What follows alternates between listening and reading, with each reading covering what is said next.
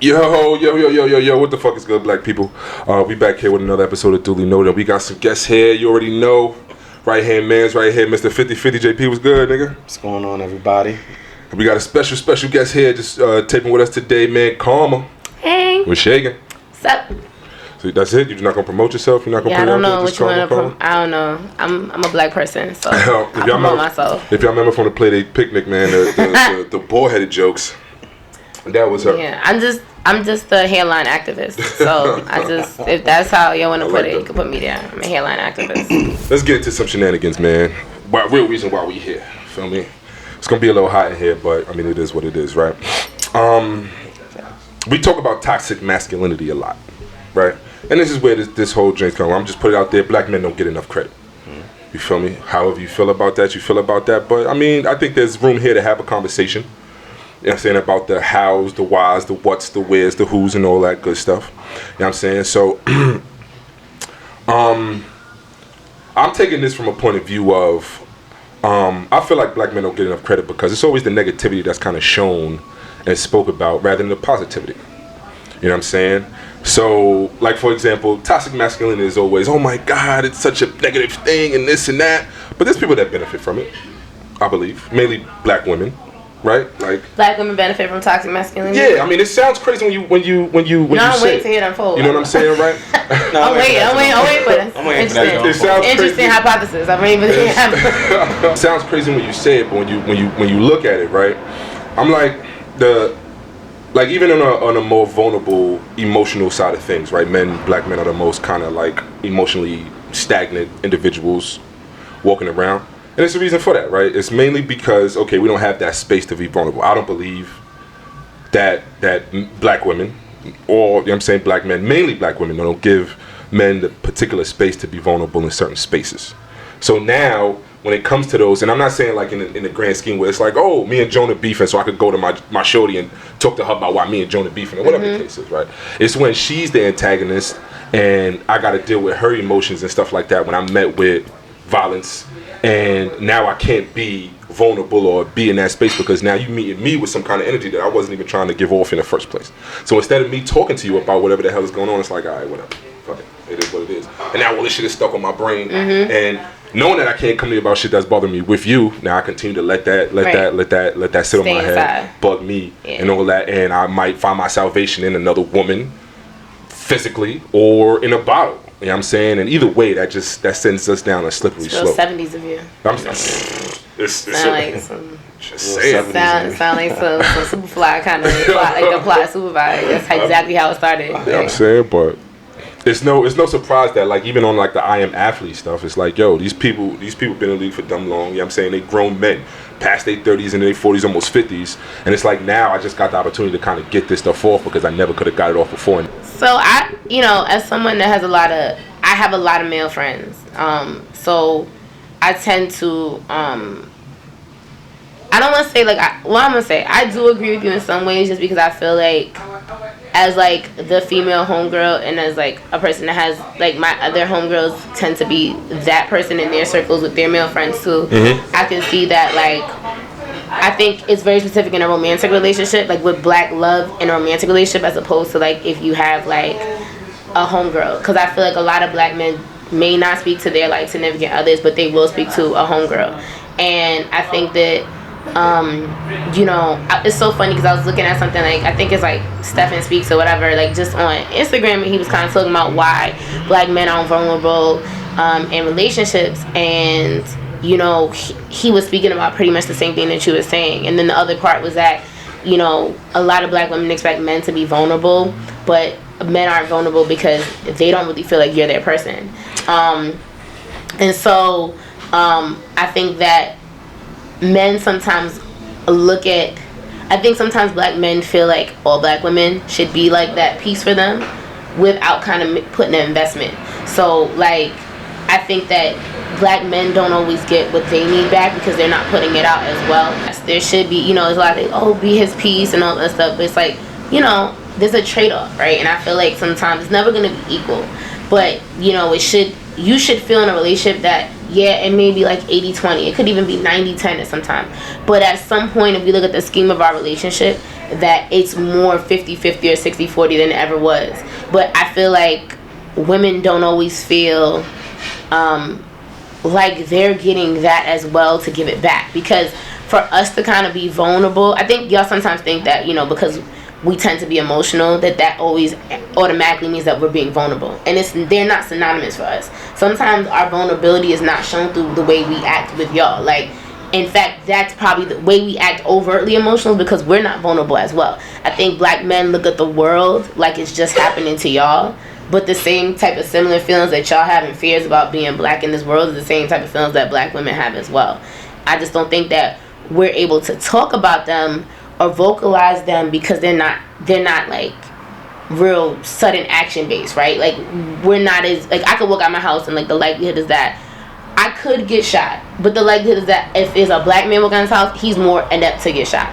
But if I get pregnant, I could go to the hospital and something could be totally wrong and someone cannot listen to me, and that could be a real fear that I may have. But I don't really know how to vocalize that to y'all, because it seems like we're always doing like a struggle Olympics. So I feel like that's kind of like the part where it's like, I think the relationships aren't defined for that, defined for that vulnerability. Like, I think people move into it and think automatically because I like you, because I love you, that means I have to be vulnerable, like both ways, and it doesn't always go like that. It's kind of like I feel like you're trying to say, like, well, I don't know, I should just ask, are you trying to say like the black woman problems are not really as focused on than like a black male problem? Yeah. Like just us as black people. Yeah, like, yeah. I feel like maybe white people would just look at us. Yeah, it would be like we're all the same. But like we know the intricacies of within our race. Yeah, and I feel like that isn't happening. Because I'll tell you, if I'm with my homegirls, with my friend, my older sister, whatever, and we have conversations about black men, a lot of times black women have a conversation about black men is because we really hope that collectively you guys can rise to our wildest dreams, right? It's like when you sit there and you think about like your parents, I'm so disappointed, whatever, and they talk, but they really talk about you because they have all these expectations, and it may come out wrong, but the real is that it's love behind it, right? I'm expecting because I think so highly of you that I think you could do or be or say whatever you want to be. But I think like you all, and that probably is a communication between the sexes, like a lack of communication, because I think that you all assume that when we talk about y'all that it's always about like some negativity, and a lot of it is disappointment. Like when we have those conversations, disappointment, because most people don't want to talk about stuff where they feel like it's a lost cause, right? I'm not gonna have a conversation about something I feel like is not going to remotely be relevant to me. I'm gonna talk about something that's bothering me because I feel like it could be better, but it's not. And I don't really know how to fix it. You think that's a problem that we as black men have to fix to address y'all personal issues or to make y'all feel like understood? Or it's just society as a whole that's just not caring? I don't know. I feel like, it's kind of like because we trudge on. And I think that's a black thing anyway. I feel that way. We're not, and it still gets broken down in our again, inside of our race, there's little intricacies of what we do. Mm-hmm. So I think, like, as black people, we're used to trudging on through the pain and used to trudging on, not being able to say, like, I don't like this, right? Because we don't have time for that. Because it's literally been life or death for, like, at least the last 500 years. So it's like, to talk about, like, maybe things that don't seem that big of a deal because they're not life or death. They're not like, can I feed my family? Can I do this? Can I break this generational curse of poverty or whatever? Like, now I gotta think about my feelings. Like, it seems very like surface, but it is really important because a lot of the other issues we're dealing with, that's kind of like the basis for it. So I feel like it's a group effort, but I do feel like equally we don't listen to each other. I feel like that's a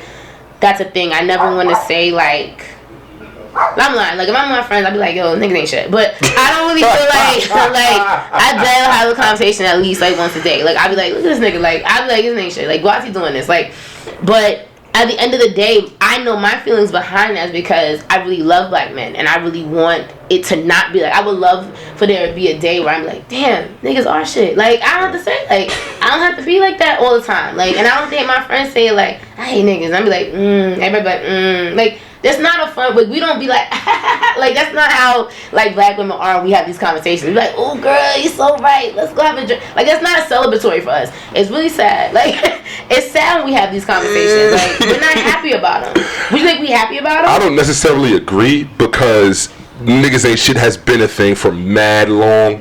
Like, and it's just so much show that nobody, like, we don't even complain about it no more. It's just is what it is, right? It's Harriet Tubman. The newest thing. I was saying that in the movie. The newest. when she came back, she just saved people. She came back, son was like, yo, I'm married. Like, what? I was in the movies with my kids, like, niggas ain't shit. And they was like, yo, Miss Anderson, you're right. I was like, oops. But yeah, like, you know.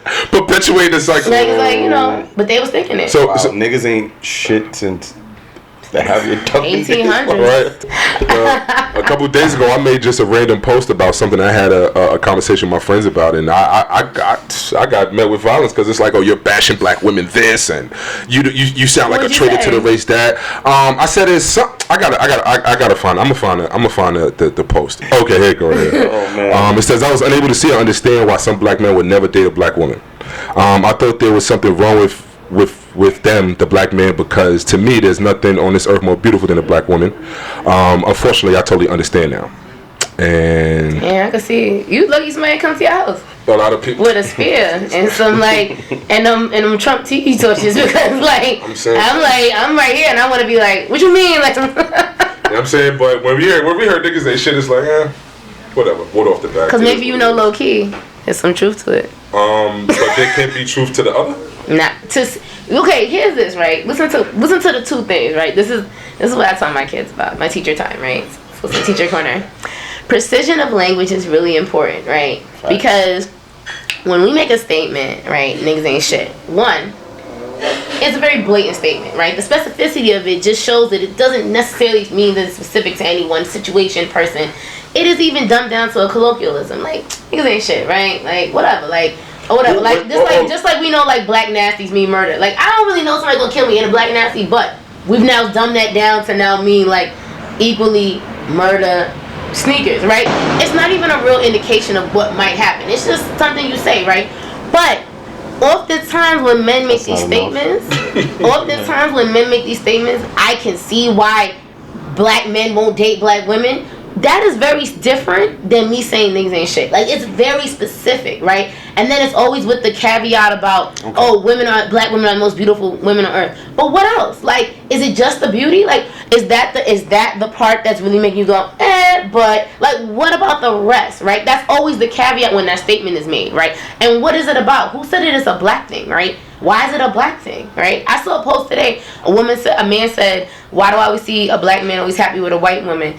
And she said, it's probably because, like her, I was paying for everything. Like, there was a white woman said, because I was paying for everything. That's why he was so happy. Because I was paying for everything. There was no problem, right? But who knows, right? We don't know the intricacies of those things, right? It may have nothing to do with being black, right? It could have to do with trauma that happens to be associated with people that are black. Like, that's a very specific, complex statement. Me saying niggas ain't shit could be for anything. Like, it's almost this generalism kind of gives me carte blanche to be like whatever. Like, so because it's general, you got the freedom to say whatever. So when you say niggas ain't shit, who is that? Who is that targeting? All right. The niggas ain't shit. If it don't, like I tell my kids, teacher corner again. If it doesn't apply to you, then it's not about you. So why can't the same thing be said? You hear the statement says black. I can see why because. But if niggas ain't shit is not directed at black men. Black men don't know the statistics when they make statements about that, and this is why. And I can't speak for all black women, but I know as an educated black woman who reads things like why marriages for white people and a lot of sociological readings about that. It's a touchy subject for us because black educated women particularly don't get married at the rates of other people, right? So when you say that, right, you're now saying that, damn, you could do everything as a black woman, right? You could keep yourself up, you could go to school, you can cook, clean, whatever, look like a supermodel by doing it, and you still not going to get married because that's what the world is saying. Black women don't get married at the rates of their counterparts, right? And when black educated men tend to not. The statistics say that women who are dating black educated men tend to realize that they're going to be in a relationship with 3 other women, because the more degrees that black men get, even if they just get one, right, they've already beat the odds between most black men. So they're looking at like this. They got like a plethora of choices, and they still won't marry black women within a time where they can have kids. So you'd be surprised. This is like a trickle down effect, because a lot of black women, we've been instilled with the idea that, or at least we try to aspire to marriage, right? To be a mom, right? There's steps, right? Even if that's not the way, and it doesn't matter like whether you do it or not. But that's what we were told. So when you don't get married, a lot of women wait to be moms, because that is, even if you try to decolonize yourself from that thinking and understand that you don't have to have one without the other, it's really hard to escape that. So like when you make a statement about that, it's deep for us, because we know what's against us. Y'all have choices. There's more of us to y'all than there is to vice versa, if you want to marry a black man. See, I get that, but at the same time, like, should he have just posted, I don't know, bitches ain't shit? Okay? Probably. No, I'm being honest. If you had just, honestly, if I saw that, Justin, I'd be like, whatever. I'm like, whatever, nigga. Like, I'd have been like, he tight. Who hurt him? Like, and I would have just kept it pushing. I wouldn't have been looking like, damn. Like, I really probably wouldn't even have given a second thought if you had just said it like that. I was just asking, but I'm not gonna lie, it was very specific. And but here's the question, right? Are those same details looked at into on the flip side? Are those same details, are those same numbers looked at as it's not real, Justin, for the men? Because right? most black women just want to marry a black man, so it's not a real thing. So, you're never gonna hear women talk about, even when women get fed up, it's like, oh, I can't marry this black. Like, it's like, oh, I had to go. Like, maybe I should try. There's a conversations I've had with strangers, familiar people, family members, like, oh, maybe I should try another race or whatever. Blah blah blah. These aren't It's not like this. Like a default a lot of times. Like, if I can't get the black man that I thought I was going to get at this age, then I have to look at. It's like an other. It's the other situation, right? For black women, for the most part, black men are like that's like the premier, right? So if I can't get this man, then I'm looking to something else. Like, I'm not looking for other things. Like, that conversation will never work. Are looking for other things. Sometimes, but on the flip side, when I hear men talk about that, I want to know, what is the reason? Like, why would it be a black woman? What is it about a black woman that would even make that statement? Are we talking about attitudes? Are we talking about appearance? Are we talking about like family values? Like, because what does it have to do with being black? What is the reason why those things are being associated with black women? Because if it's about attitude and being submissive, because I hear that sometimes. I'm not saying that was the background for your intent, but I've heard that from men that make statements like that, like, oh, her attitude. But let's take it back. Honestly, that whole idea of women being submissive and that's a Eurocentric idea, because anthropologically, African women have always been at the head all the time, regardless. Like, there's never been, we talk about those ancient kings and all the other stuff, there's always a woman in an integral part. And you don't get to be a leader by being like, want some butter with your cornbread? Like, that's not how I'm sure Cleopatra was talking to any of her joints. Like, any of her joints. Because, like, she would, if she lived now, she'd be on OnlyFans. Like, she'd be running stuff, like, and never show anything. Like, she would get $2 million on her toe, and that would be it. Like, she would be running things. So it's not a thing. Like, it's not a. So what is it? Because it's always this attitude thing. Like, why wouldn't you want to marry a black woman? What is that? Like, I never said that. I'm not saying it, but I'm saying what I'm saying is I just made a general statement, and I wanted to see the feedback that I got. I don't think you're going to get feedback. Based on the same things that I hear all the time. But why do you hear it, though? That's what I'm asking. What is the reason why people say that? I mean, like, the flip side of hearing niggas ain't shit. Right. Like, I would hear 10 women go, niggas ain't shit, and I can say, yo, you know what? Well, I say something like how I said it, and all of a sudden now I'm being attacked. Y'all just sat here and said one particular thing. Granted, you made a generalized statement. I made a generalized statement. That was general. How is it? So when you say niggas, who y'all talking about? Niggas. Men? Yeah, niggas. So white men, niggas. Right. So what's the difference if you say niggas and I say black women? I'm not gonna call y'all out. Because you saying, okay, so you saying black women ain't shit. I'm telling you right now, I'd be like, what up? He ain't talking about me. So I just keep moving. Like, but you talking about, I can see why black women don't get married. Like, I can see that's totally different. It's the same thing, bro. It's not the same thing. That's you're talking about. Y'all not used to hearing of it. That's why. No, we are used to hearing it. What? women ain't shit or. I mean, niggas ain't shit is I don't know, that has trumped like anything like bitches ain't shit. Like that's really like so regular and because that's what I'm saying. It's not. But when you get to the not because it's true, of it, but because we hear it so much that we're not going to continue to go back and forth. But why do you and think, that continues to go back and forth about like the whole toxic masculinity thing. Well, I'm not going to say nothing. So when you hear it, right? Whatever. So as black men, when you hear it, right, whether it's about you or someone that you like, or that you're cool with, what do you think it stems from? Like, what do you ever think? Like, do you ever sit to ask, like, why do you feel that way? Well, after you hear niggas ain't shit, it's always the story.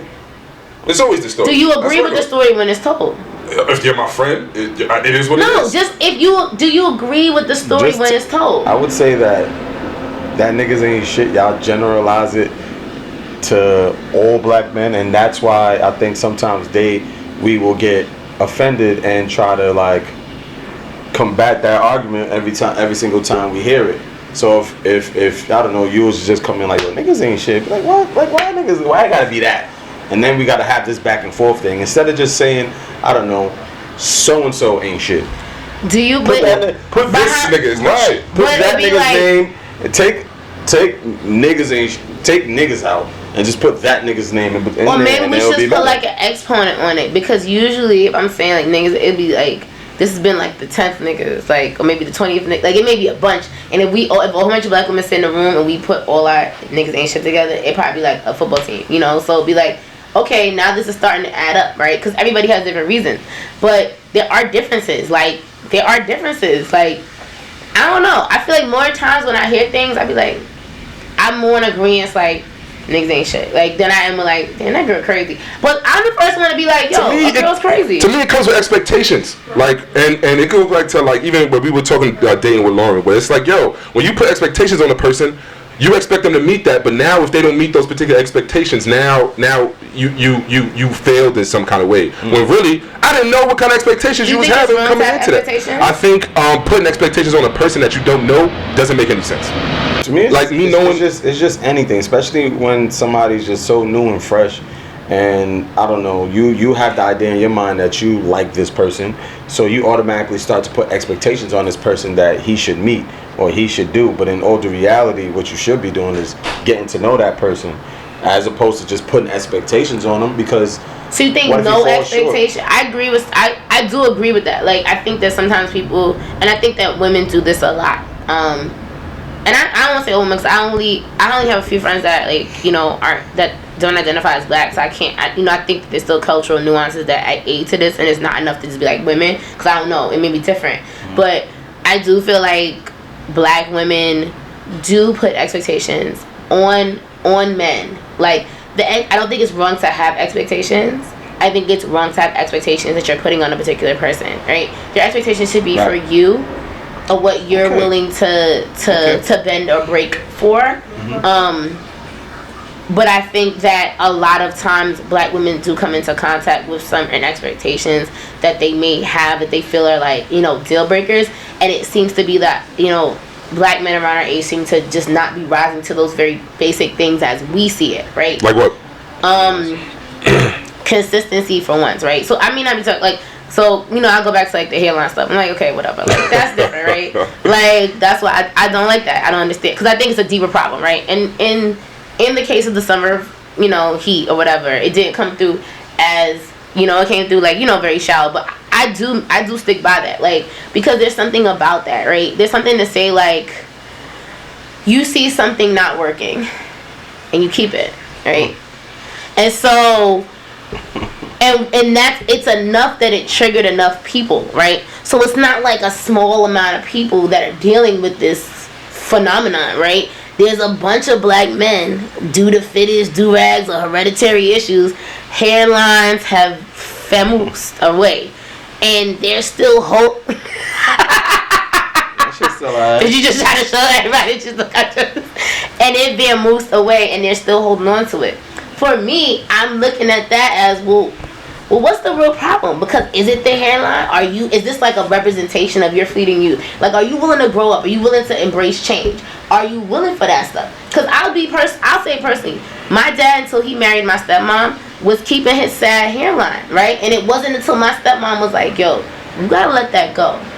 And now he's never turned back because he was willing to listen to somebody that he cared about, right? So that showed that he was willing to be like, okay, this is not for me. The person that I love that has to look, that I should really care about, doesn't want to see this. This clearly, I need to let it go. It's not even there anymore, right? Cool, right?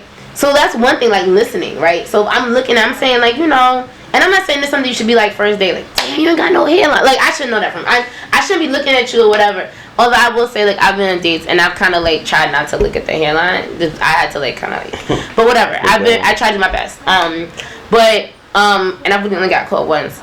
I couldn't really lie about that, but I did. I was looking, like, so whatever. But anyway, like, it's that, and it's like consistency, right? Like, if you seek me out and you're telling me you're going to do something and you're making a definite plan and you don't follow through with the definite plan, you know, that's a red flag, right? And that's not, I don't think that's necessarily me putting an expectation on who you are, but putting an expectation on what I expect for a relationship. So if you're telling me you're gonna do this and this at this time, and you don't like call, you don't text, you don't explain yourself, right? You just disappear. And then when the woman says something, then it's like, oh, okay, blah blah blah. And I've heard this countless times. And this is the thing that's regular. Okay, so the hairline thing, my question is, if he don't care, why do you? But that's a problem, though. Like, if I'm totally fine with going to the barbershop and my shit is up here, if I'm okay walk around looking like Stephen A. Smith, who cares? But you're not okay with it. How do you know that? Because it was mad people triggered when I said it. They weren't okay with it. They weren't okay with it because then it would have been like a couple nerves. Yeah, but were they bald? Were the people that yes, they were balding. Couple of them. They were balding. If honestly, that's the way I look at it. Like, if you're probably they do care because why would you hold on to something? That's it's more like a repetition thing, right? I go to get my hair cut every 2 weeks, right? Like, so get it all cut. I don't why think you about get some of it cut? I don't think about it. Nothing. So let me just get a halfie. Like, come on, like, it's like, why you just get it all go? Let me get a halfie. It's a like, let me just.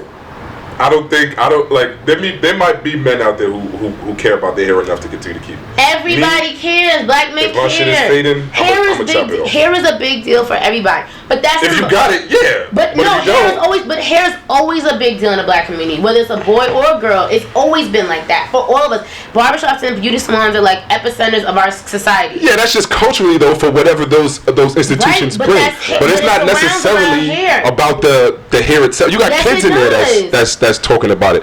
I mean that's in there talking, bro. But it's the hair. You can't say it's not the hair. Just what I'm saying is, if you go in there and you know you balding and you don't care, you still want to get your hair cut. You do care. You're trying to hold. Who cares? It's more of a presence. It's more of a presence thing. I know if my hair looking a particular way and I'm not wearing a hat, it has to be clean. I'm not gonna go to a wedding even though I know I'm balding and say, yo, you know what? I'm not gonna cut my hair just because I'm balding. She's saying just get rid of all of it. But the thing is that I don't know men that have that hair issue that don't care. They really do care, but it's not about. At the end of the day, it's that toxic masculine. Like, I can't let go of my hair too soon. It's an age thing. It is a thing because if I admit that my hair is going, then I'm admitting that I'm getting older, right? There's some level of my youth that is not the same anymore as it once was. Hair represents that. When you grow a beard, that represents you as a man getting older, right? I see my kids got little hairs and they holding on to it, and they can't even take a test because they just so intrigued by the 3 hairs coming out their chin. Because it represents a growth aspect, right? When you start losing the hair, that represents a certain change. And it's not like women don't go through that, but I feel like because of the way our bodies are made up, we are more attuned to certain changes than men are. It takes you much longer to realize certain things about yourself than it does for women. Yeah. And so when I say about the hairline stuff, I think it really... Yes, I said it in jest or whatever, but I still think it's stupid. But I said it in jest or whatever, but I do think that there's a bigger issue because it represents something to you all. And I'm saying, but black men, it is representation because if I see something that's not working for me, right, and I need to change it, right, because it's not working for me, right, and regardless of whether you admit it to your friends, whatever, between you and God, you go home and be like, damn, I know this hairline's not working for me. Like, I know that because there's certain things girls gonna be like, damn, this wig is not for me, or damn, this hair color is not for me, or damn, I need to cut this hair because it's stringy, it's weak, whatever. I know I'm really insecure about my hair being short because black men make big comments about this and that, but I need to let it go, right? But I feel like women are more adept to make those changes and adapt, right, So if we do need to make those changes, yes. So it's weird because it's like we're more willing to make those changes, and I think that when men hold on to things they really don't need to have, it is representation of, in some ways, a lack of maturity. Okay, so what about somebody just adding hair to their hairline and make it look a little? Yo, that's cool. I've seen some wonderful pieces. That's crazy. You see what I'm saying? Hold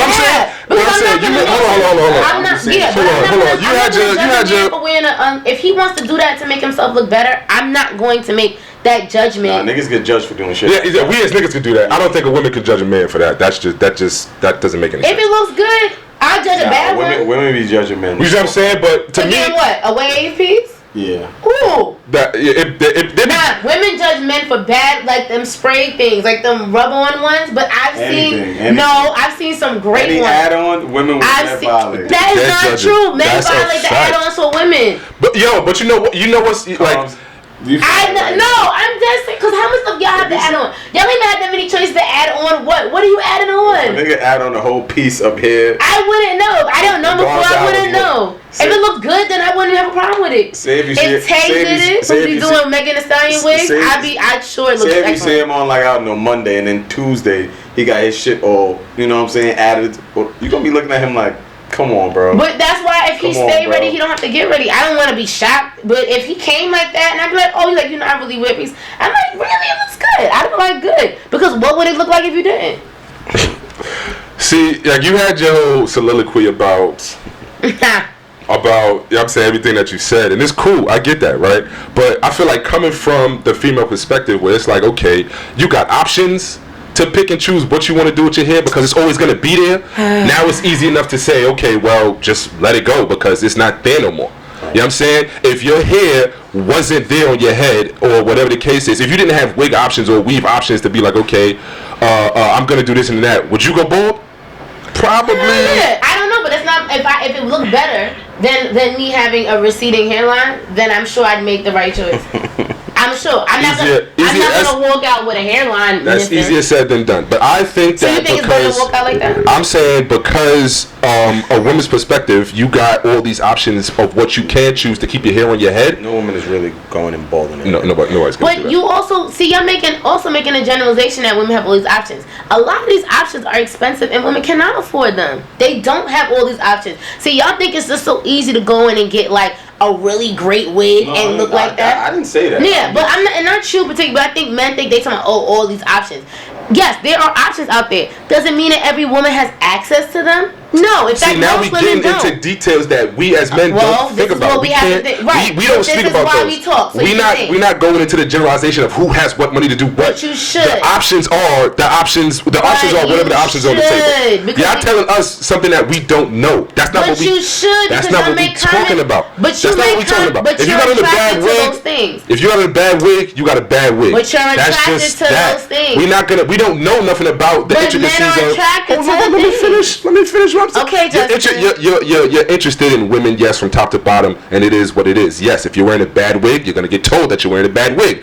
There's nothing wrong with that. Just like if you have a bad haircut or somebody zeked you, somebody's gonna tell you that. That's regular. Well, you shouldn't have had one at all and just let it go. But if you're saying like, oh, okay, well, I could talk about men in this fashion and just say this, then you leave yourself open to the scrutiny and the criticism that comes with. But we're open anyway. I'm a black woman. Okay, to come with all that option. What I'm saying to you is because you're not living on that side of the track, it's easy to say, oh, you should do this. Choice of words. Hey, you should do that. But how do you know that I give a damn about the hair? If I got that side of the track. Well, you know what I'm saying. That side of the line. You know what I'm saying? Like, but if like, I don't think most men care about that. It's like, yo, that's bro, a lie. We going out. That's a lie. We going out. I gotta have a clean cut, so I gotta go cut my hair. And whatever your hairline is where your hairline is. Like, Justin, it's not true. Y'all have so much commentary on a woman's female physique and what they do with it. Can you be mad about that if what you just said is what you just said? But that's what I'm saying. What's the difference? If I talk about your hairline, because it's one aspect of you. I'm not talking about. I guess both sides do it.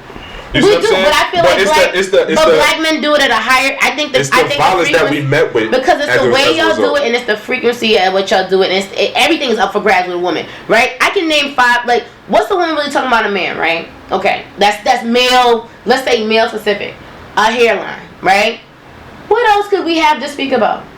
You tell me. I don't know, because I can't talk about your eyebrows. Who cares? There's literally people walking around with unibrows that is joints, and then they fine with that. Women don't talk about your eyebrows. Women can't talk about your beards. It's like, no, like people can prefer beard, but I've never heard a woman pass up a dude because he didn't have an immaculate beard. Like, there aren't things. It's happened. They passed up a man because his beard wasn't immaculate. It's happened. You got a preference, and if I don't meet your preference, that's different. I'm not saying you prefer beards. That's a preference. I hear women say if his beard don't connect, I ain't fucking with it. That's because it's the same thing as his hairline. It's not about the beard. So wait, hold on. Back up. Not hitting. How do you say on one hand now it's a preference, and then on the other hand say, well, his beard's not connected? Because he specifically told me what the conversation would have been. It's the connection. I hear that because it's a struggle. It's a struggle attempt. So the connection is not the preference? No, the struggle attempt is the part that they have the issue. The beard's not connecting. But just like the beard's not connecting, that means there's most likely some struggle areas going on the face. So what? It is not. There's a struggle. You have to have evil on the face, and nobody, and you know. You just buttered it up. Really nice. I'm saying it coming from a woman's perspective. Then if we was to say, I don't know, your weave is busted or something like that. Now we found. But there's always growing stages to every single thing. If I want to get dreads, I gotta look like Coolio in order for me to do that. If I need a beard, it's not gonna connect the whole time. It's certain aspects. How long do I wait? That's the same thing, but you just because if you're getting started locks and your locks are started, I know eventually your locks are gonna come together. I know it's not going to be forever that you're gonna be in that phase. Will never connect. And that's the difference. You can't use the lock one because it may not. When are you gonna give it up? Again, so it's not. Some niggas it's like Mean Girl, like fetch isn't happening. Like it's not happening. So just let it go. When you gonna let it go? That's what we just wait. We wait for like when is this early life crisis gonna end so we can move on and tackle something else. Now I gotta wait for you to realize you're bald. I gotta wait for you to realize this beard's not for you. Goatee or bust. Like what's the solution to all of this? Yo, wig, no hairline, your beard is receding and all this, or you know what I'm saying, whatever. What's the solution? What's the end result? How do we? We all getting older. We all have changes that are happening to our bodies. Accept it. Yes. Simple as that. My hips have gotten wide over the last 10 years. I don't think any man's complaining about that. Yeah, because but it's not about you. It's about me. I'm complaining about it because of the change in my body that I've had to accept because I got used to a certain way. I was used to being very athletic, and at the college ended, there's no way I'm going to hit that pinnacle of athleticism again. So I had to get used to my body changing. That's a change for me. That's it. You guys think that like because certain things are, and I'm not saying y'all, but I think that men think because certain things are aesthetically pleasing to y'all that it's always comfortable for us. And it's not necessarily that way. I don't necessarily think that is. You are who you are, and change is gonna come. So even if I like you and the change happens, I'm accept the change that it comes with. Right. But the change. But I think it's the part about not being okay with accepting that change may not be the best change all the time, and being able to be like, let me. If I'm not gonna fix it, like let me just kind of like let me embrace it. To embrace something means to just always accept it, but sometimes when you embrace something you should accept it, but you should, if it's something that you can change, you should consider it, right? You should think about that. Okay, like I may have had a full head of hair at like 20, but maybe I'm 32. I'm trying to stick on topic. Maybe I'm 32 and it's not as full as it once was, right?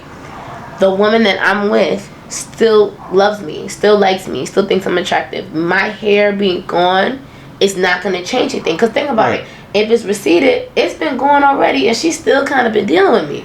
So why can't I commit to embracing that change? Because as a woman, it's like, what is that? Why can't you just let it go? And then if you can't let something this simple go, sometimes the way we think, and I'm not saying this right or wrong, but we're like, well, if you can't embrace this change, then what else won't you be able to embrace, right? I just feel like when it comes to one's just physical appearance, that should just be on that particular person, and it shouldn't have to be a deeper meaning as. But it's not just you. As to why. That's just how I'm. But it's not. But if you're in a thing like with somebody else, it's not just you. No. Yeah, but You gotta consider someone else's. If she accepts it and then doesn't have a problem with it, like, and that's where I was going with it. If she accepts it, if she accepts it, whether it's there or not, what's the difference? Yeah. If I'm okay with it being there and she's okay with it being there, what's the difference if it's going? If she's not gonna go nowhere. But my thing is, when it does come up, it doesn't seem. I've never been told. I mean, like, yeah, I love it way back here. Like, I never hear, like, you know, see, it's women not body positive. See, I can only stick to stuff because you don't. Nobody's gonna say that. Or she may have her choice, but if she got to give him the freedom to look and feel how he wants to look and feel, like, I feel like that's the thing, and because it's like when I don't know, when women are going through their changes, it's like, we have to be sensitive towards certain things. What if a woman's hips is getting wider, but a man likes wide hips? We're not gonna be yeah. You know what I'm saying? We want to make you feel comfortable within your own body as well. But like I said, that's something. But see, I feel like, and this can be sexist on my part, but I feel like there's way more things. Like, when we have certain changes, there are changes that are more attractive to y'all. Sometimes, not all the time. Sometimes. And I feel like when y'all have changes, first of all, there's certain things that we just don't. I mean, some women do consider. I'm not gonna say some women do, like, they need a guy that's muscular. They need, like, certain things. Like, there's certain things that women will, require of men. But I feel like for the most part, things that happen to y'all naturally are things that we accept. Like, I feel like women accept them. I feel like there's lots of women that are married to men with, like, big bodies, or, like, like, they have. I feel like that's not something. I feel like that's something that not women really. Both ways, but I feel like y'all are way more critical about it than we are. Negative. I feel like it will stop a man from being with someone more. Negative. Let me tell you how that works, right? As a man, I can't agree with that. If I accept you for who you are, right, I'm gonna accept you for all the changes that comes as a result of me being with you. Fact. Now, the line that's drawn is that if you don't like the change and you want to change it, don't complain about it. Do what you got to do to change it. If you don't like it and you're not changing it, then all right, we got to draw the line at If you're not doing it, then what are we doing? But I don't want to continue to hear you complain about something that you can willingly change, but you're deciding not to. But if you don't like it and and you decide to change it, then cool. I'm with you 100%. You know what? I might even take the journey with you to do whatever it is that you want to do. Yeah, I think. But if you're not gonna change it and you don't like it, then we can't complain about it. That's the biggest part. I think if it's something that they can change, and that's your significant other, then you should definitely try to give some sort of motivation to, like, wanting to change that. The only thing I really had a problem with was if he's not letting his hairline go, what won't he let go later on? I was just reaching, bro. I was just reaching. The reason why I feel like this conversation is very important is because we're not black women, so we can't really say how to feel for y'all. So it's good that you're giving your perspective, and vice versa for us too, because it'll be ignorant for, like white people say racism is not alive, but they're not dealing with it. So they don't know that we know that it is, because we in some way, shape, or form had to deal with it. And it's good for me to hear that too from you guys, like, that you have vulnerable parts too. Absolutely. And now black women need to be mindful of those things. I think both of us are all dealing with, like, so much that it's hard when we do come together. Yeah. Like, I feel like it's always that struggle, like, who's like, how do we, like, lay all of this out and then still find love after all the trauma that we have to lay out? Yeah, but like again, it wasn't that, like the conversation piece wasn't a reason to come at black women or nothing like that, not at all. But I just, like, as a man now, when I'm growing up and at 30 years old, I feel like there's certain stories and aspects that just have not been told from the male's perspective, from the black male's perspective, as in the grand scheme. Like, and I'm just talking about, like, and we're not talking about professionalism, because that's one thing. It's like, I want both sides to be told from the side that hasn't been told in the first place. So the fact that women are going out, getting degrees and doing the work and leading, like, companies and teams and shit like that, cool. I would want to hear that perspective from the woman's side in a male dominated industry. You know what I'm saying? Right. From a male dominated perspective. But now when we go to stuff like pregnancy and all that stuff, granted, there's the side that everybody knows when it comes to women, their bodies, the emotions, the all of that comes into that. That stuff we already know. Right. I'm not trying to downplay it, but I want to hear the male's perspective on it also, especially those people that's been involved from conception to birth, the 9 months that's there, and even in the plight of raising kids now. Right. You hear single moms and it's like, oh, okay, well, single moms is a thing. Right. There's a difference between you being a single mom and you being a mom that's single. that I think that lines are blurred a lot. I think it's just a single mom thing that's just thrown out there and whatever. That but you're not co-parenting or whatever. You see what I'm saying? And then there's the opposite. I think at the forefront right now, I think deadbeat dads are at the forefront of fatherhood in general. Now we're seeing more of the tables turn to where we got involved fathers and we got people who are playing we are doing those dad things, and I want to see that perspective. You know what I'm saying? I want to hear about that perspective. I want to speak on that perspective and that's the only thing that it was. We don't talk about the vulnerability of men because of the shit that we hear. I think it's the specificity of the stories, and I think that's because black people have been always lumped into a monolith. Like, every black experience is either very similar or the same. Right. And because we don't have those spaces to tell those intricacies of our stories, sometimes we start believing that we all are the same as well. Like, and that's how it was structured for us to be this way. And we definitely fell into it ourselves. We view y'all as having tons of options, right? And maybe you don't see it that way, but from the woman's perspective, we see as black men, especially black educated men, that aren't in jail, that don't have a lot of they're not like beating people up, beating women up, like they're not doing these little things, and they just like good, decent men, and they don't want you. It's like, well, damn.